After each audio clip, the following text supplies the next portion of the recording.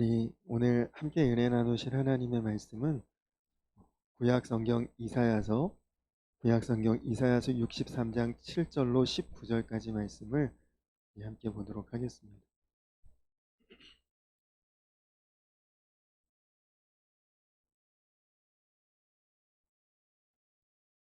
구약 성경 이사야 63장 7절에서 19절까지 말씀입니다.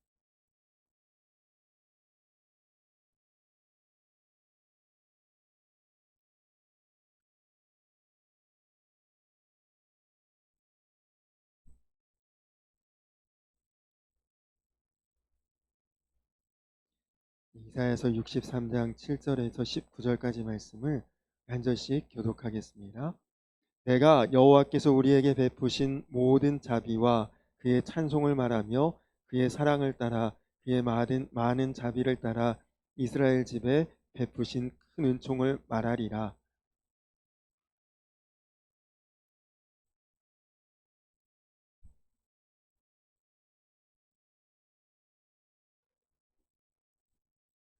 그들의 모든 환난에 동참하사 자기 앞에 사자로 하여금 그들을 구원하시며 그의 사랑과 그의 자비로 그들을 구원하시고 옛적 모든 날에 그들을 드시며 안으셨으나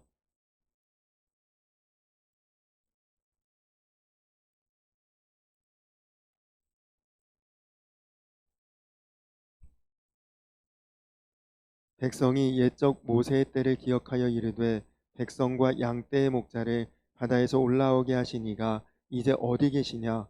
그들 가운데 성령을 두시니가 이제 어디 계시냐?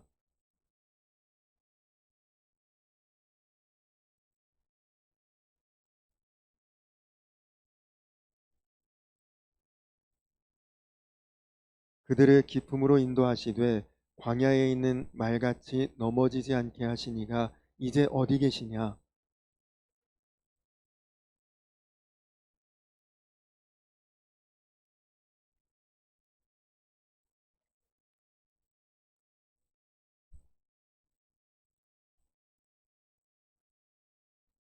주여 하늘에서 굽어 살피시며 주의 거룩하고 영화로운 처소에서 보옵소서. 주의 열성과 주의 능하신 행동이 이제 어디 있나이까? 주께서 베푸시던 간곡한 자비와 사랑이 내게 그쳤나이다.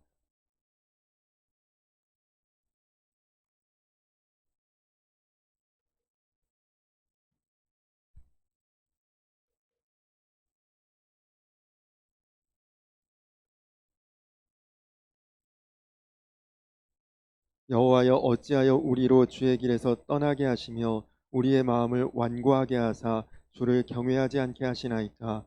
원하건대 주의 종들 곧 주의 기업인 지파들을 위하여 돌아오시옵소서.'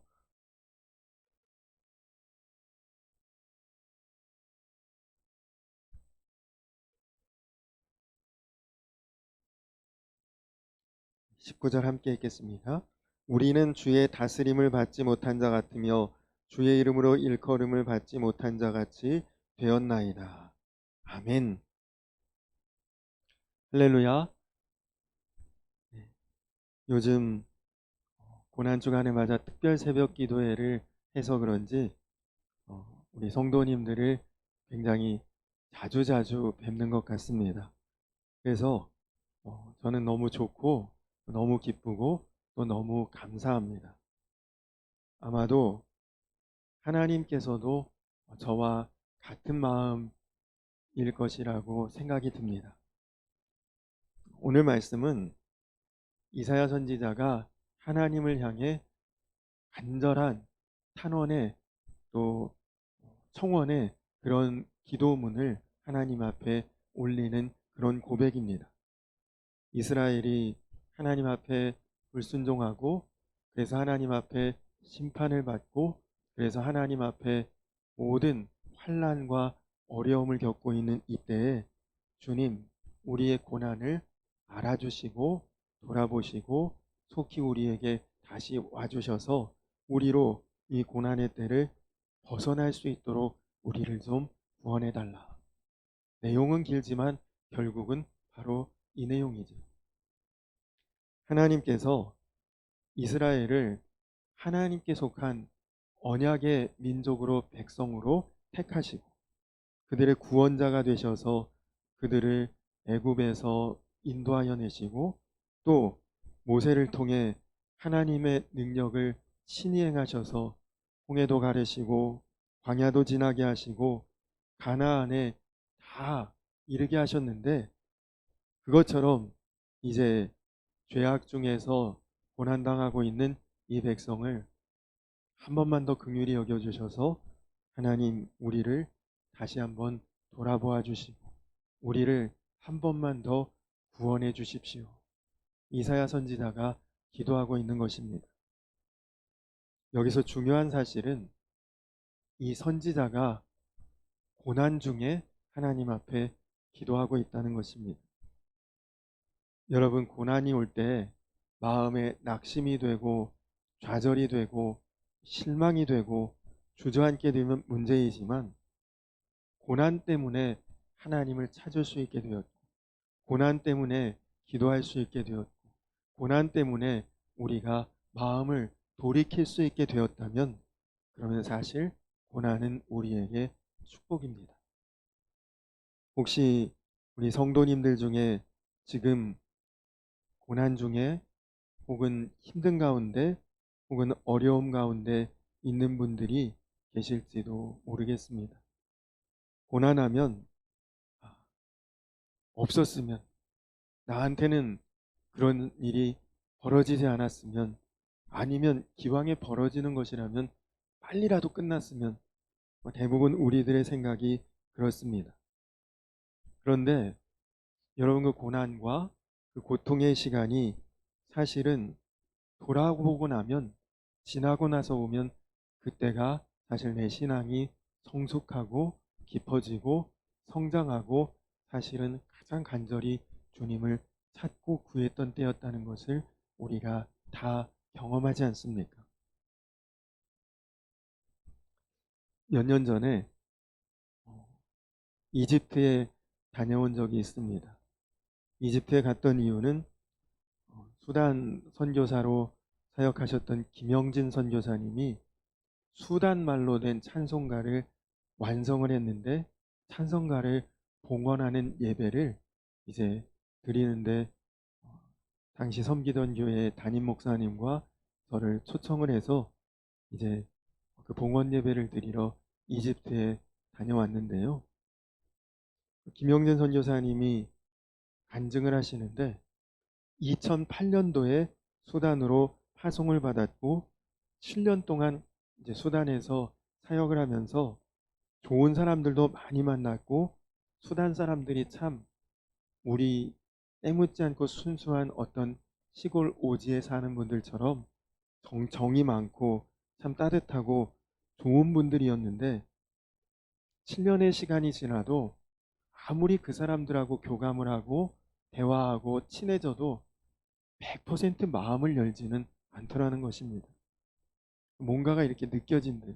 아, 나를 완전히 받아주지는 않고 있구나. 결국 사역의 열매를 맺지 못한 채 7년째 되는 해에 선교사님이 선교 활동하던 것이 이제 다 드러나서 추방을 당하게 됩니다.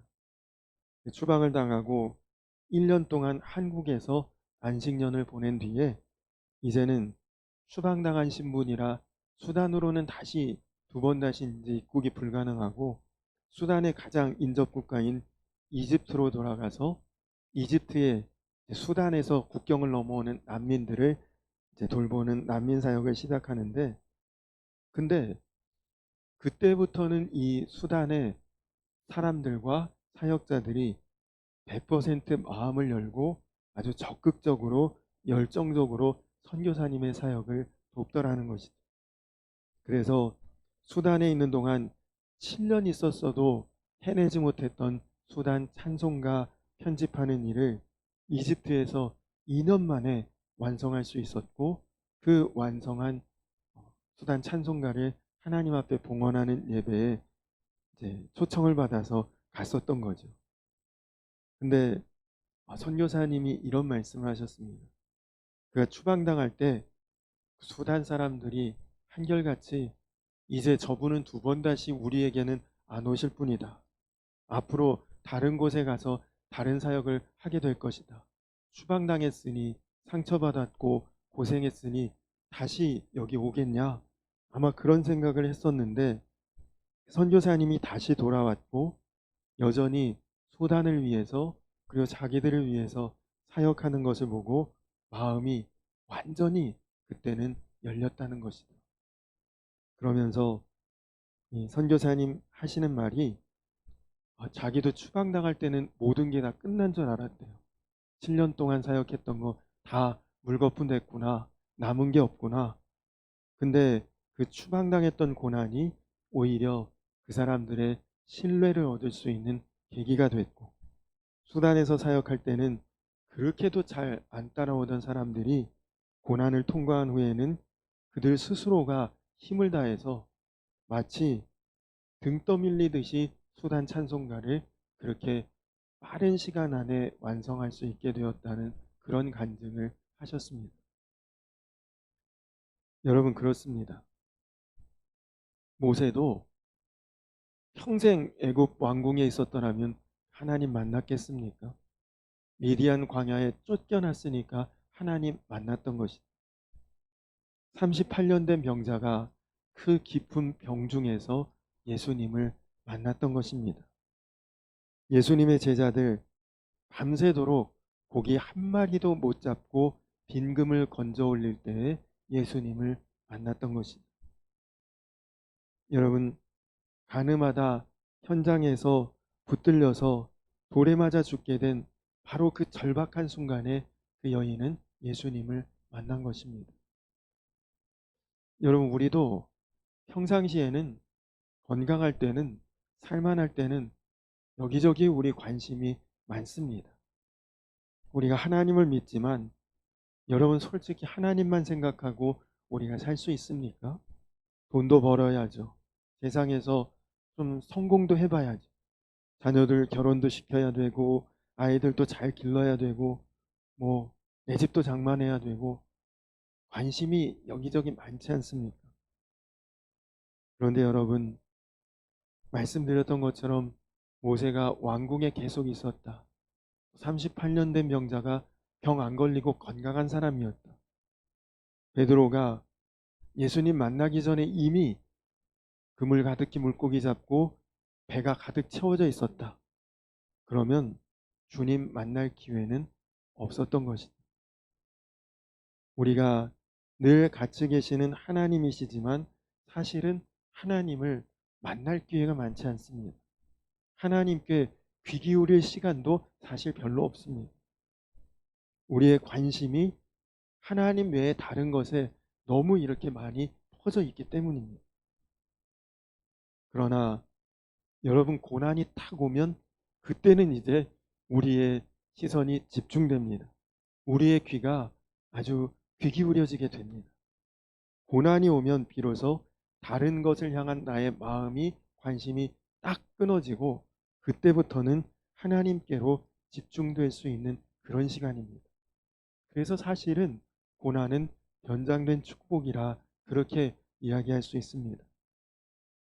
제가 신방 다니면서 성도님들을 많이 만나게 되는데 가장 간절히 하나님을 찾고 구하고 그리고 하나님께 마음을 다하고 집중하시는 분들 여러분도 다 아시겠지만 대체로 병원에 입원해 계신 분들 그리고 그것도 굉장히 치료가 힘들고 어려운 상태에 있는 분들이 사실은 전적으로 하나님께 붙들고 매달리고 마음을 다하는 그런 분들이십니다. 영적으로는 제일 아주 하나님을 향한 민감하고 예민한 그런 상태로 하나님과 교통하고 교제하고 있는 것입니다. 여러분 우리가 육신의 고난 중에 정말 절실하게 철저하게 하나님 바라보게 되고 그 가운데 하나님을 경험하신 분들은 이후에는 정말 죽음도 두려워하지 않는 그런 마음을 품는 것을 보게 됩니다.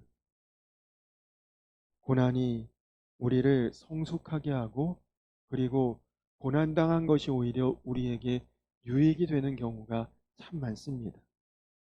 그러니까 혹시라도 여러분 중에 만약에 지금 어려운 일이 있고 또 고통스러운 일이 있고 또 어떤 고난 중에 있을지라도 절대로 낙심하지 말고 좌절하지 마시고 그 안에 담겨진 하나님의 놀라운 뜻을 반드시 기억하시기 바랍니다.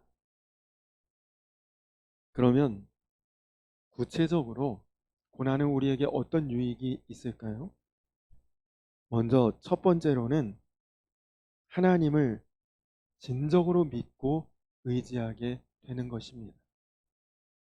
우리가 얼마 전까지 시편 말씀으로 다윗을 계속 묵상했는데 다윗은 뭐 이전부터도 그는 하나님과 동행하던 사람이었죠. 그는 하나님 앞에 중심을 인정받은 의로운 자였습니다. 근데 여러분 다윗이 정말 하나님 앞에 깊고 진지하고 성숙한 믿음으로 한순간에 확 바뀌는 때가 있었는데 언제입니까? 사울에게 쫓겨다니기 시작하는 순간부터 다윗의 믿음은 더욱 깊어졌던 것입니다. 인생의 가장 혹독한 고난의 때를 지나면서 그는 진정으로 하나님을 의지하고 바라보고 그리고 인정하는 눈을 비로소 뜨게 됩니다. 그때 다윗이 했던 아주 놀라운 고백이 고난당하기 전에는 내가 그릇 행하였더니 이제는 주의 말씀을 지키나이다. 시편 119편에 그렇게 고백하고 있습니다. 여러분 어찌 보면 고난은 인생의 진리를 깨닫게 하는 힘이 있습니다. 모든 것이 하나님의 주권 안에 있다는 것을 모른 채로 그릇된 생각을 가지고 살던 사람들에게 고난은 하나님을 찾게 하고 발견하게 하고 우리를 하나님이 원하시는 길로 걸어갈 수 있도록 우리의 삶을 붙잡아 줍니다. 두 번째로 성도들은 고난을 통해서 자기 자신을 살펴보고 돌아보는 시간을 갖게 됩니다. 혹시 나에게 어떤 영적인 교만은 없었는가? 내 행위가 하나님 보시기에 혹시 그릇된 것은 없었는가? 고난의 시간을 통해 스스로를 다듬어 볼 수 있고 또 자신을 정결하게 할 수 있고 하나님의 사람으로 견고하게 세워지는 놀라운 축복의 시간이 되는 것입니다. 평생을 중국 선교에 헌신했던 허드슨 테일러 선교사님이 그가 선교 사역 중에 신경쇠약증에 걸려서 알아누웠던 적이 있었습니다. 몸은 과로했고 마음에는 염려가 있었고 그리고 사람들과의 관계에도 문제가 생기고 무엇보다 선교 사역을 하는데 너무 심신이 피로하고 모든 업무가 과중하고 그냥 그 어려움 속에 그는 몸도 마음도 무너져 버렸습니다. 도무지 도저히 이 중국 선교 사명 이제는 더 못 감당하겠다. 자신이 없었습니다. 견딜 수 없었습니다. 그때 허드슨 테일러 선교사님을 그 고난과의 싸움에서 자유하게 했던 것이 하나님의 말씀이었습니다. 어느 날 성경을 읽는데 요한복음 15장 5절 말씀을 묵상하게 됩니다. 나는 참 포도나무요 너희는 가지니. 말씀이 그의 심령에 강하게 와 닿았습니다.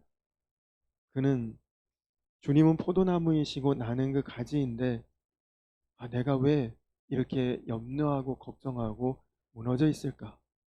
주님께서 수분과 양분을 공급해 주는 나무이므로 가지인 나는 가만히만 있어도 주님으로부터 영적인 수분과 양분을 공급받기만 하면 되는데 그런데 가지인 내가 내 스스로 수분과 양분을 만들어내려고 애쓰고 있다니 나 참 어리석고 교만했었구나.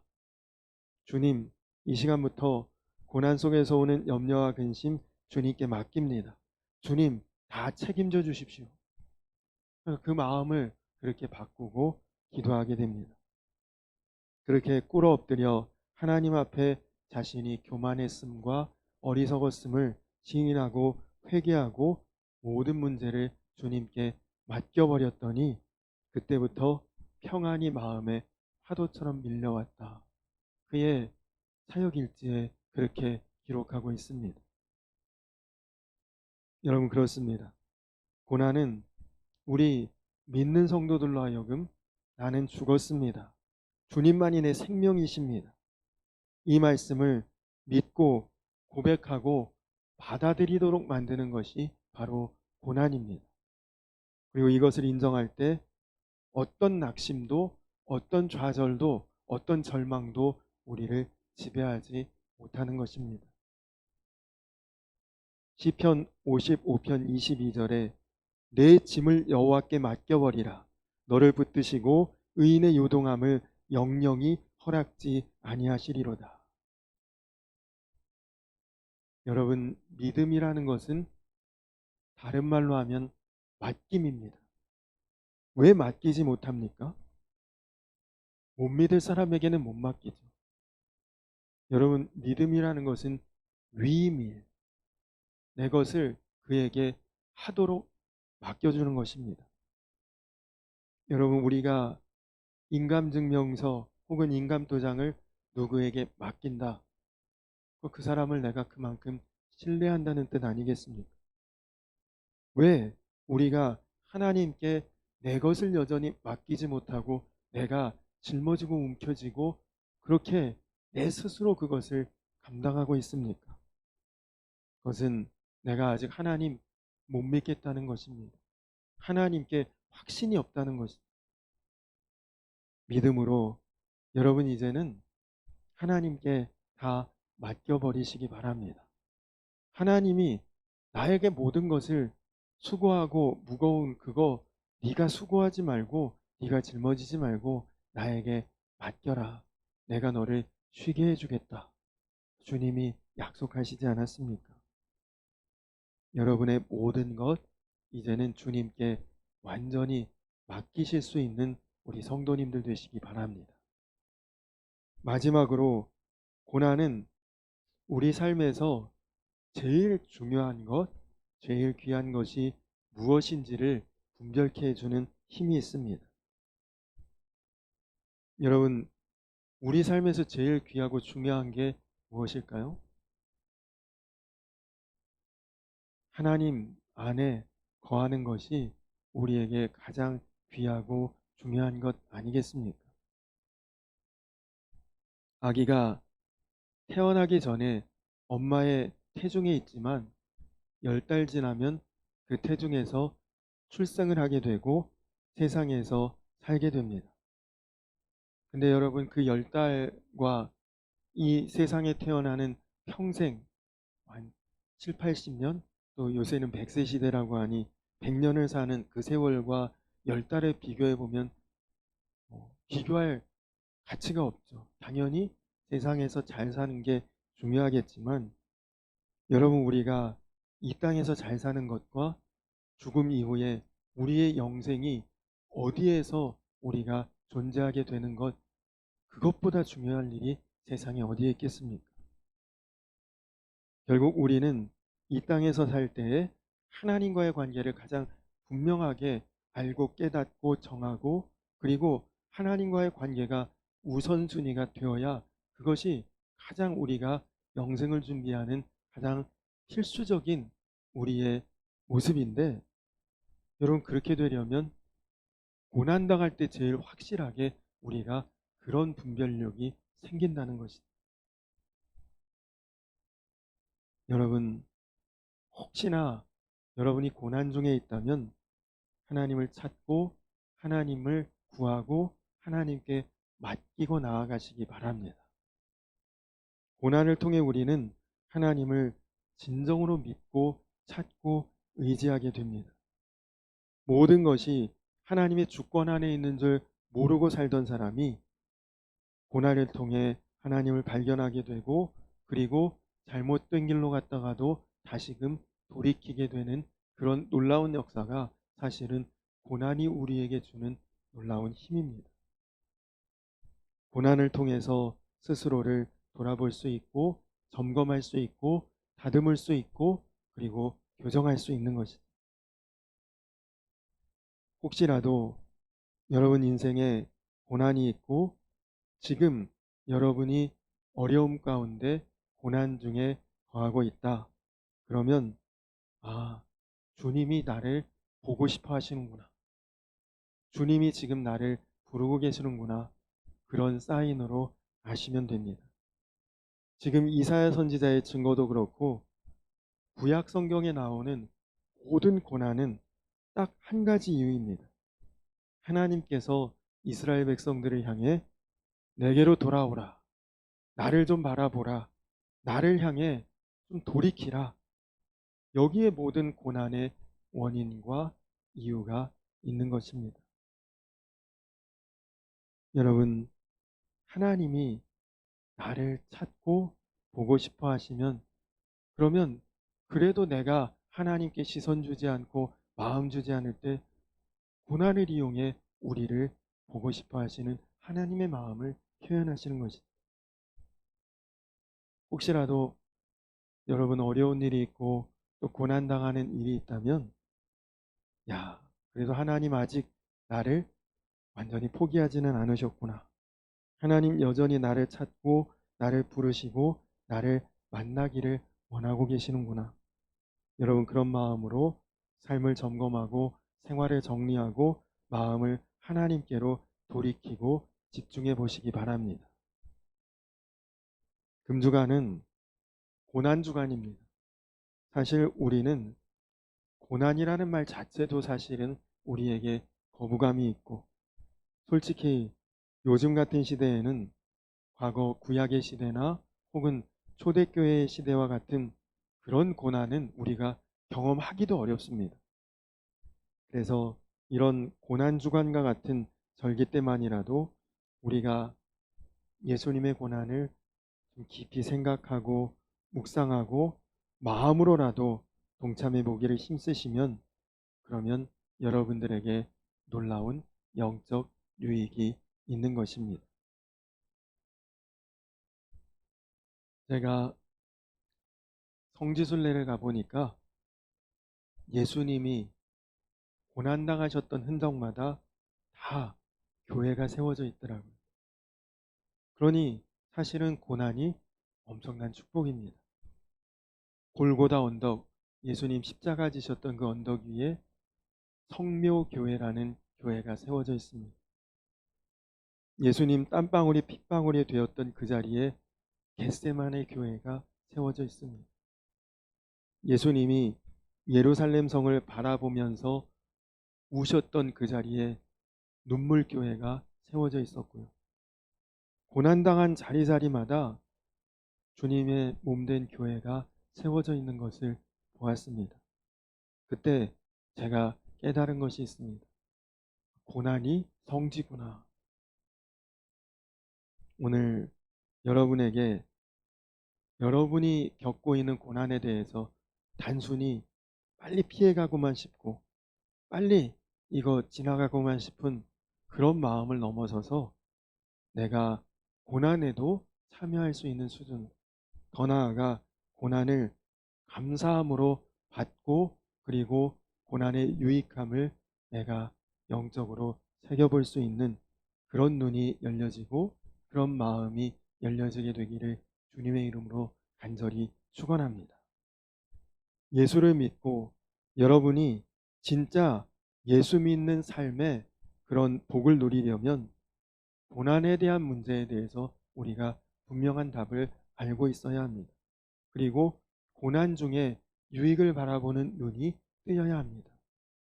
그렇지 않으면 예수님 믿고 살아도 평생 혼란스럽고 평생 방황하며 살 수밖에 없습니다. 조금만 고난이 오면 쉽게 쓰러지고 넘어지고 원망하고 한탄하고 하나님의 뜻은 그게 아닌데 말이에요.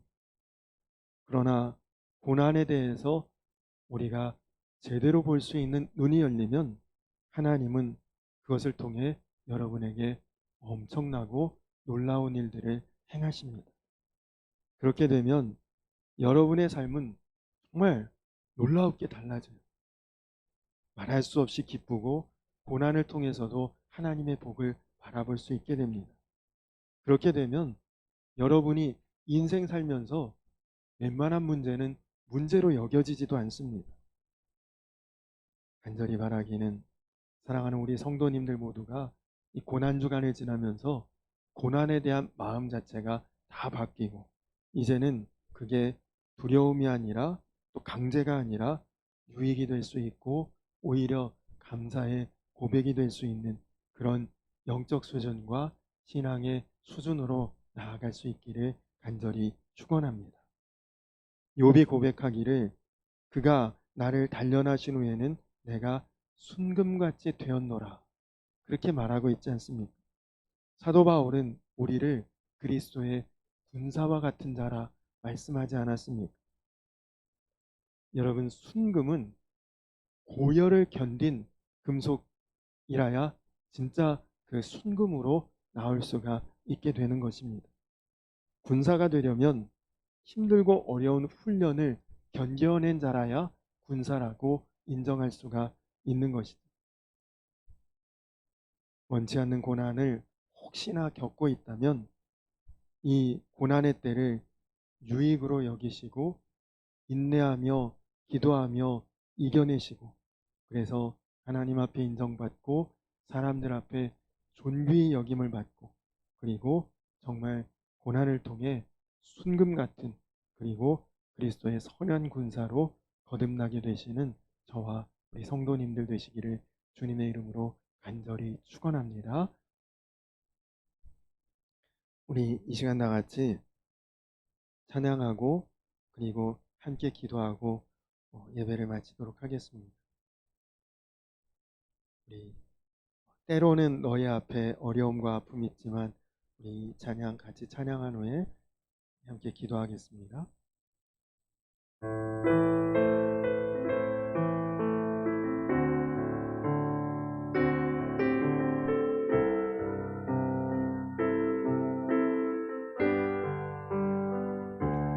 때로는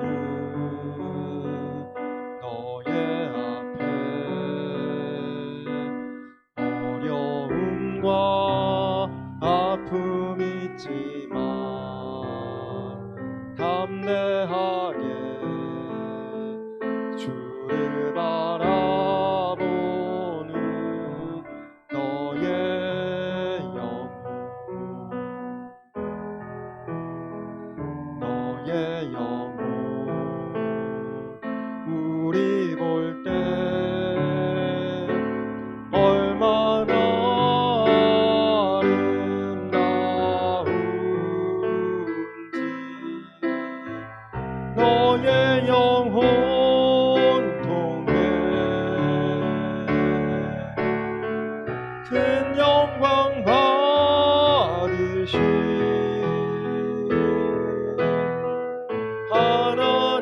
하나님을 찬양 오 할렐루야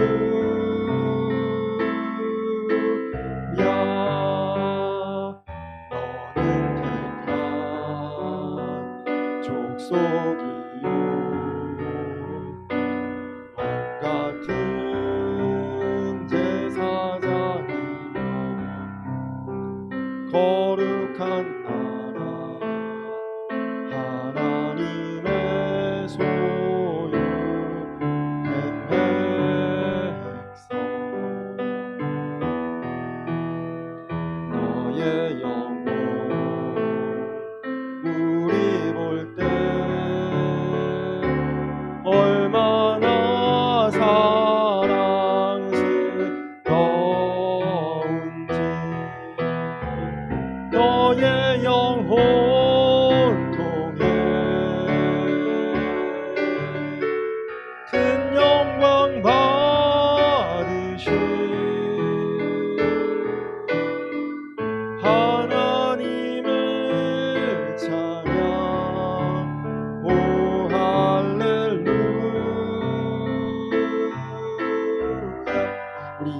같이 기도하겠습니다.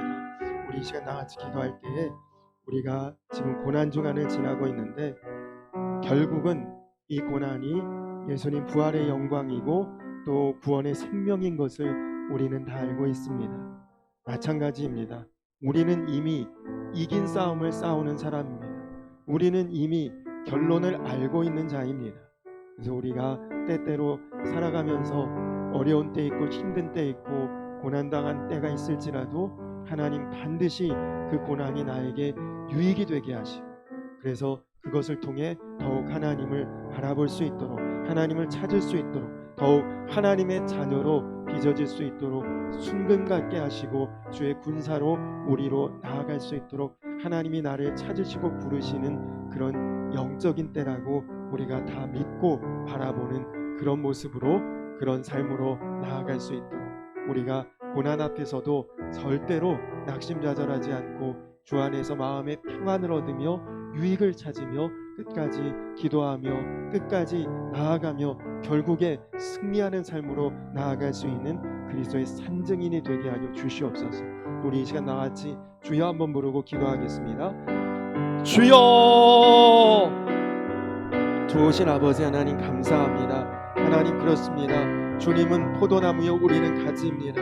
하나님 가지는 나무에 붙어있기만 하면 나무가 알아서 양분과 수분을 다 공급해주고 그냥 열매 맺기만 하면 되는 것이 가지입니다. 하나님 우리가 정말 얼마나 교만했었는지 조금 어렵고 힘든 고난의 때가 올 때마다 주님 순간 좌절하고 낙심하고 넘어지고 그리고 우리 입술에서 때로는 원망하고 탄식하는 그런 모습이 있지 않았습니까?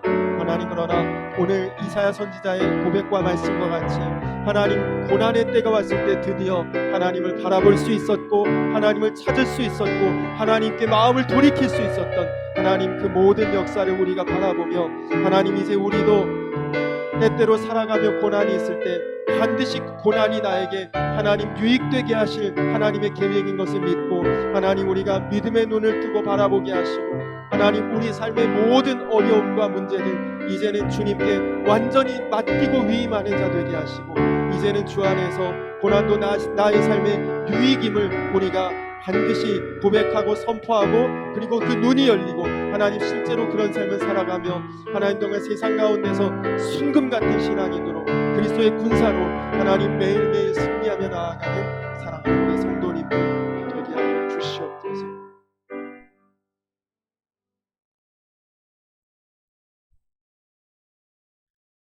여호와여 어찌하여 우리로 주의 길을 떠나게 하시며 우리 마음을 완고하게 하사 주를 경외하지 않게 하시나이까.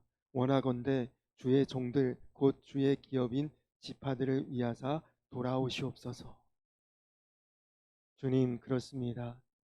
우리가 살다 보면 어려운 때 힘든 때 참 마음이 낙심하고 또 절망스러울 때가 우리 인생 가운데 다 있겠지만 하나님 그런 때가 오히려 더욱 주님을 바라볼 수 있는 때임을 기억하게 하여 주시옵소서.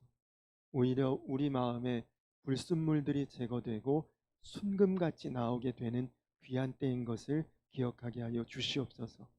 주님 이제 우리가 다른 것 바라보지 않고 주님만 바라볼 수 있는 그런 놀라운 때인 것을 항상 기억하게 하시고 하나님의 선하신 계획 반드시 우리를 유익하게 하시는 놀라운 결론 우리가 다 믿고 의지하며 나아가는 자 되게 하여 주시옵소서. 주님 지금 고난주간입니다. 그러나 우리 마음에 이 고난을 염려하는 이는 없습니다. 주님이 고난을 부활로서 이겨내시고 그리고 사망 권세를 생명으로 이겨내신 것을 우리가 이미 다 알고 있기 때문입니다. 주님 우리 인생의 결론도 바로 그것임을 깨닫게 하시고 작은 고난에 마음 흔들리지 않고 결국은 승리하고 그리고 영원한 은혜와 축복 가운데 거하게 하실 하나님의 결론을 늘 마음에 굳게 믿고 그리고 세상 가운데 주의 군사로서 주의 증인으로서 주님 당당히 살아갈 수 있는 사랑하는 모든 주의 자녀 모든 주의 백성들 다 되게 하여 주시옵소서. 감사드리며 예수님의 이름 받들어 간절히 기도드렸습니다. 아멘. 하늘에 계신 우리 아버지여, 이름이 거룩히 여김을 받으시오며 나라의 임하옵시며 뜻이 하늘에서 이룬 것 같이 땅에서도 이루어지이다. 오늘날 우리에게 일용할 양식을 주옵시고 우리가 우리에게 죄 지은 자를 사하여 준 것 같이 우리 죄를 사하여 주옵시고 우리를 시험에 들게 하지 마옵시고 다만 악에서 구하옵소서. 내 나라와 권세와 영광이 아버지께 영원히 있사옵나이다. 아멘.